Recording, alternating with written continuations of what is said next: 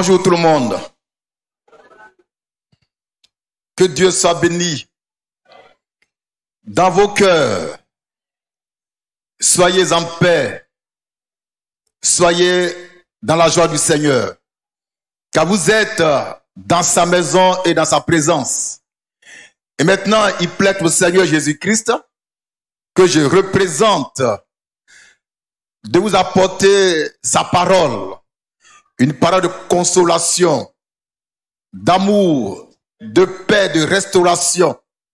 Et moi, c'est frère Christ Moïse, le fils de l'homme 3 fois saint, l'homme qui ne peut plus pécher, l'homme que Dieu a fait Dieu pour tenir sa place parmi vous ce matin.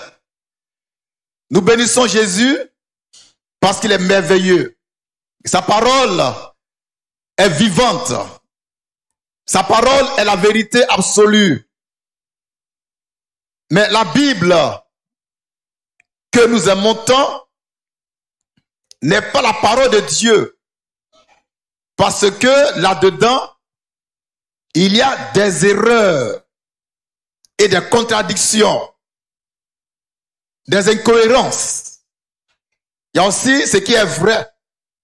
Quand on apprend dans son entièreté, dans son ensemble, la Bible n'est pas la parole de Dieu.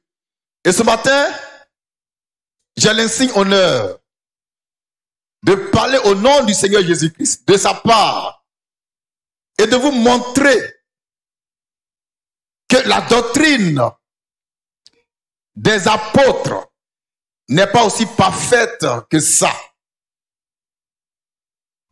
Les chrétiens du monde entier se réclament de l'apôtre Paul. C'est leur chouchou. Le grand apôtre Paul.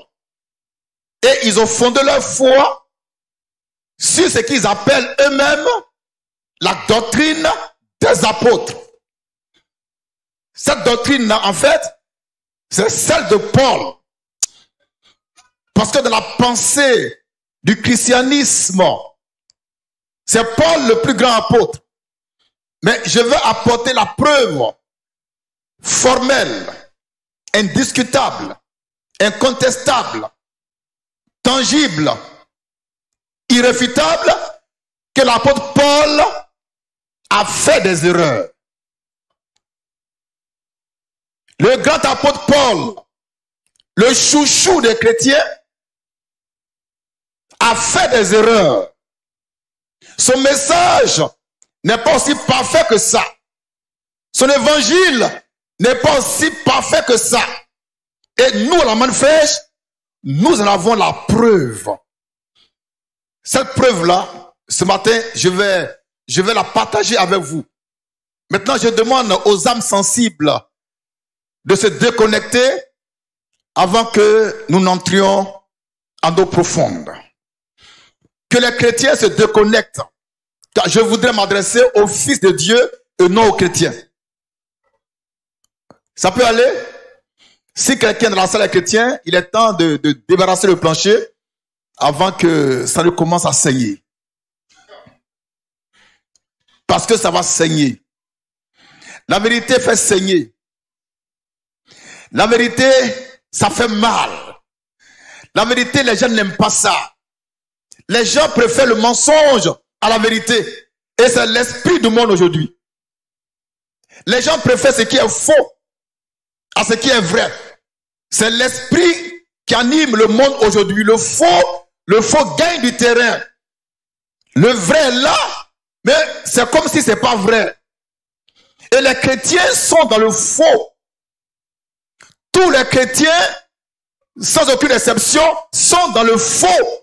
À cause des erreurs commises par l'apôtre Paul, le chouchou des chrétiens, le grand et puissant apôtre Paul. Maintenant, je voudrais signaler, souligner que l'apôtre Paul est un vrai serviteur de Christ, mais il a fait des erreurs. Amen. Donc, on va commencer par le commencement. Ce matin, on a 3 thèmes à développer. Le premier thème, c'est pas ce qui est au tableau, c'est ce qui est dans mon cœur. l'appui-parole. Et ce thème-là est le suivant. Contrairement à ce que dit l'apôtre Paul dans 1 Timothée 6, verset 10, dont je reprends le thème, contrairement à ce que dit l'apôtre Paul dans 1 Timothée 6, le verset 10, l'amour de l'argent n'est pas la racine de tous les maux. On va lire l'apôtre Paul pour être situé, pour rentrer dans le contexte du texte. Nous sommes. Amen. Ça va saigner. Lecture. 1 Timothée 6, 10. Car l'amour de l'argent est une racine de tous les maux. L'apôtre Paul dit ceci dans 1 Timothée 6, le verset 10. Car l'amour de l'argent est une racine de tous les maux. De tous les maux. Et quelques-uns. Amen. L'apôtre Paul dit, le chouchou des chrétiens dit que l'amour de l'argent est la racine de tous les maux.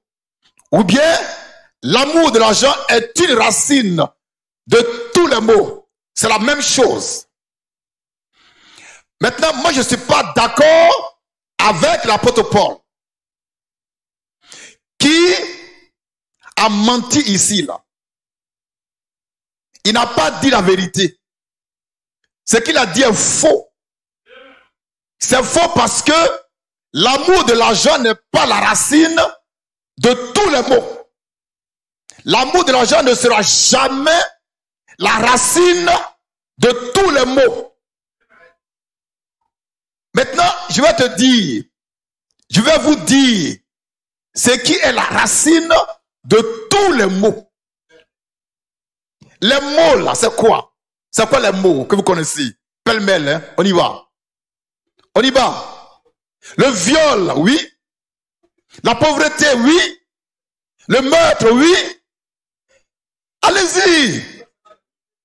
Pardon? L'hypocrisie, homosexualité, oui, derrière. Le braquage des braqueurs. Les anarques. La haute marmaille. La sorcellerie, la franc-maçonnerie, la diablerie, oui, la gabégie, le népotisme, la jalousie, les avortements, les querelles, les envies, les disputes, tout ça là, on appelle ça les mots qui minent la société humaine. Mais ces mots-là, leur origine, c'est pas l'amour de l'argent. Parce qu'elles ont existé avant que l'argent n'existe. Donc déjà, l'apôtre Paul est KO. Il est groggy. Je sais que c'est choquant pour vous. Car votre amour pour l'apôtre Paul est réel. Mais quand quelqu'un dit la vérité, il faut dire c'est vrai. Quand il ment aussi, il faut dire il ment. Amen. Maintenant, quelle est la racine de tous les maux? On dit bien tous les maux. La racine de tous les maux, il faut la chercher au commencement. Il faut aller la chercher au commencement. Dans le jardin d'Éden. Car c'est là-bas que tous les maux ont commencé. Ce n'est pas au temps de Paul, mais c'est avant Paul. Et la racine de tous les maux, c'est pas l'amour de l'argent, parce que là-bas au commencement, on ne parlait même pas d'argent. Qui comprend ça? Au commencement, dans ce grand jardin d'Éden, il n'a jamais été question d'argent, encore moins d'amour de l'argent. L'argent n'existait pas. Pourtant, les mots existaient déjà. Donc, l'argent ne peut pas être la racine des mots. Maintenant, c'est quoi la racine de tous les mots? C'est le péché adamique.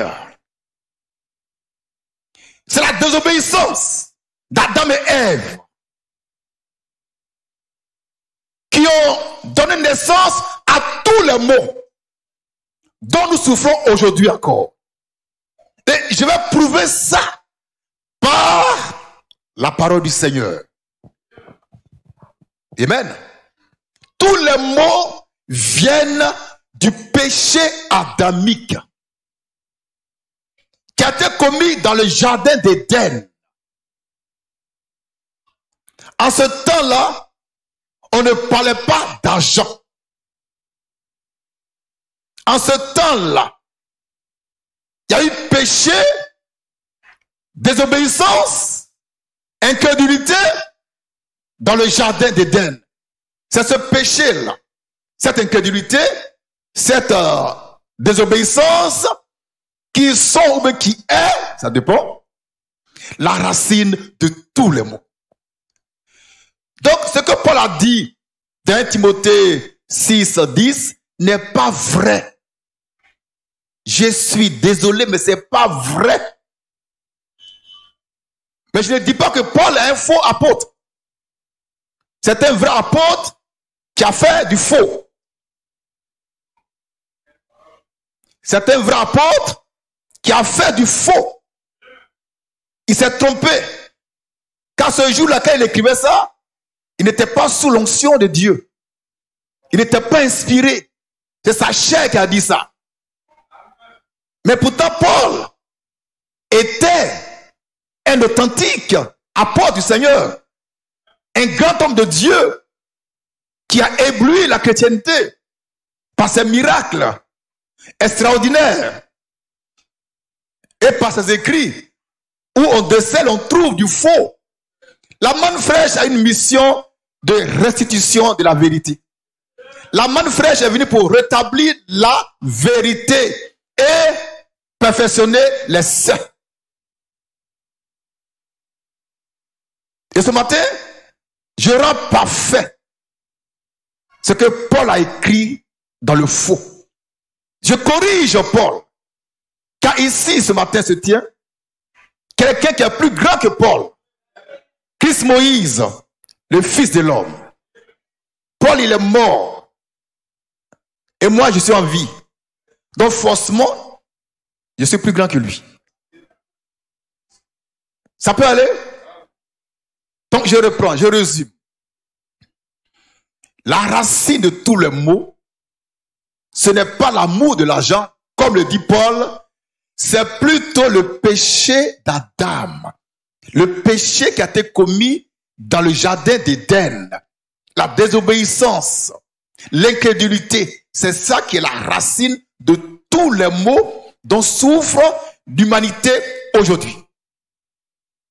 Il n'y a pas deux racines. Il y a une seule racine. C'est le péché originel. C'est le péché adamique. C'est la désobéissance. Maintenant, on va lire l'écriture et puis décortiquer ça pas à pas. Nous allons donc dans Genèse chapitre 2, le verset 16 au verset 17. Genèse 2, 16 à 17. Lecture. L'Éternel Dieu donna cet ordre à l'homme. Tu pourras manger. Dieu parle à l'homme en disant, lecture. Tu pourras manger. Tu pourras manger De tous les arbres. de tous les arbres Du jardin. du jardin. Mais Tu ne mangeras pas. tu ne mangeras pas De l'arbre. de l'arbre De la connaissance. de la connaissance Du bien. du bien Et du mal. et du mal. Cette parole-là, Dieu l'a révélée à l'homme. C'était un interdit absolu. Mais l'homme va désobéir. L'homme va manger le fruit défendu. C'est de là que viennent les maux. Ça va? C'est de là que viennent les maux. Donc les maux ne viennent pas de l'amour de l'argent, mais de la désobéissance d'Adam et Ève. C'est bien clair dans votre esprit? Ça peut aller? Maintenant, on prend Genèse 3, verset verset 14 au verset 19. Ce matin, je parle d'une fausseté doctrinale enseignée par le grand apôtre Paul, le chouchou des chrétiens. Je corrige Paul et son message, car il a fait du faux. Je le fais pour la gloire de Jésus-Christ et pour votre perfection, afin que vous ne croyiez plus aux mensonges de Paul. Paul a dit dans ses écrits que Jésus ressuscité a apparu aux 12 apôtres, ce qui est faux. Paul a dit dans Romains 3, verset 23, que tous ont péché et sont privés de la gloire de Dieu. C'est faux. Nous disons par la manne fraîche que tous ont péché, c'est vrai, mais tous ne sont pas privés de la gloire de Dieu. Et on a eu le temps de démontrer ça par les Écritures. Et ce matin, on a mis le grappin sur le même apôtre Paul pour mettre à nu cette déviation doctrinale. Il était trop zélé. Dans son zèle hébraïque, il a dit n'importe quoi. Il était trop zélé. Paul était trop zélé. L'excès de zèle a conduit dans l'erreur. Maintenant, on revient à Genèse 3, verset 14 au verset 19. Lisons. L'Éternel Dieu dit au serpent, puisque tu as fait cela. Attendez, je donne le contexte. Hein. Le serpent a séduit la femme. Et puis elle a mangé de l'arbre défendu. Elle prend le même arbre, elle donne ça à son mari, aussi qui mange. Et c'est après ça, Dieu descend, et puis il parle. Lecture. L'Éternel Dieu dit au serpent, puisque tu as fait cela, tu seras maudit entre tout le bétail, et entre tous les animaux, des champs. Tu marcheras sur ton ventre, et tu mangeras de la poussière de tous les jours de ta vie. Je mettrai inimitié entre toi et la femme, entre ta postérité et sa postérité. Celle-ci t'écrasera la tête, et tu lui blesseras le talon. Il dit à la femme, j'augmenterai la souffrance de tes grossesses. Tu enfanteras avec douleur. Et tes désirs se porteront vers ton mari. Mais il dominera sur toi. Il dit à l'homme, puisque tu as écouté la voix de ta femme, et que tu as mangé de l'arbre au sujet duquel je t'avais donné cet ordre, tu n'en mangeras point. Le sol sera maudit à cause de toi. C'est ta force de peine que tu en tireras ta nourriture tous les jours de ta vie. Il te produira des épines et des ronces. Et tu mangeras de l'herbe des champs.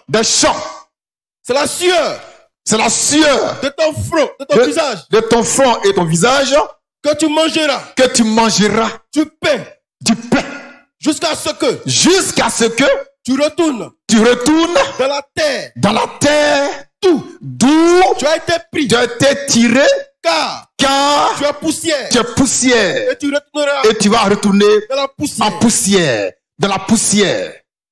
Point. Ici, là, où est l'amour de l'argent qui est là? Un péché grave a été commis dans le jardin d'Éden. C'est le péché le plus grave que l'humanité ait jamais commis. Et Dieu, il descend sur terre en personne pour prononcer le jugement et la condamnation. Et dans ce qu'il a dit là, se trouve résumé tous les maux de la terre. C'est pourquoi nous disons que la racine de tous les maux, c'est pas l'amour de l'argent, mais c'est le péché originel. C'est le péché d'Adam et Ève. Le fait qu'ils aient mangé de l'arbre défendu, ils avaient péché contre Dieu. C'est ça qui a poussé Dieu à prononcer la condamnation et le jugement. Dieu dit quoi? D'abord, il maudit le serpent en disant, tu vas ramper sur ton ventre. Tu ne marcheras plus sur tes pieds, mais tu vas ramper sur ton ventre. C'est pourquoi le serpent est devenu un reptile. Il est maudit comme ça. Car il a osé séduire la femme de quelqu'un. Un bâtard. Amen. Après, Dieu dit, je mettrai inimitié entre le serpent et la femme. Entre sa descendance et sa descendance. Vous me suivez? Maintenant, que veut dire inimitié? On a cherché le mot dans le dictionnaire Larousse. Inimitié, ça veut dire haine. Ça veut dire mépris. Ça veut dire... Attendez, j'ai copié ça ici. Ça veut dire hostilité. Ça veut dire haine. Hostilité. Méchanceté. Mépris. Et c'est Dieu qui dit, je vais mettre ça entre vous. Parce que vous avez mangé de l'arbre défendu. On ne parle pas d'argent. Je suis désolé, Paul. Je mettais la haine entre vous. C'est Dieu qui dit ça. Oh, la haine, c'est un mal dans la société. Vrai ou faux? Mais Dieu a dit ça depuis le commencement. Dieu n'a pas dit que bon, comme il y a l'argent, j'envoie la haine. Dieu, non, non. Comme vous avez mangé l'arbre là, je mets la haine entre vous. J'envoie palabres. Vous allez vous chicoter tous les jours. Et les plus forts vont manger les plus faibles. C'est Dieu qui dit ça. Parce que ils ont mangé de l'arbre défendu. Papa et maman, la racine de tous les maux, c'est pas l'amour de l'argent, mais c'est plutôt la désobéissance, le péché qu'ils ont commis en mangeant de l'arbre défendu, de l'arbre de la connaissance du bien et du mal. C'est de là que viennent tous les maux depuis le commencement. Donc Paul, il a zaï. Nous sommes. Amen. Nous corrigeons par la main fraîche l'évangile de Paul et nous le perfectionnons. Et Paul, il est heureux parce que quelqu'un sur terre le corrige, le perfectionne. On continue. Dieu dit quoi? Le serpent blessera le talon de la postérité de la femme et celle de la femme va écraser la tête du serpent. Tout ça, ça veut dire il y a la colère, il y a la haine, il y a la vengeance, il y a le mépris. Mais ça a commencé au commencement. Paul n'était même pas encore né. Et puis en ce temps-là, on ne parlait même pas d'argent.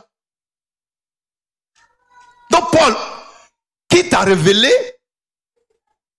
que la racine de tous les maux, c'est l'amour de l'argent? Qui t'a dit ça?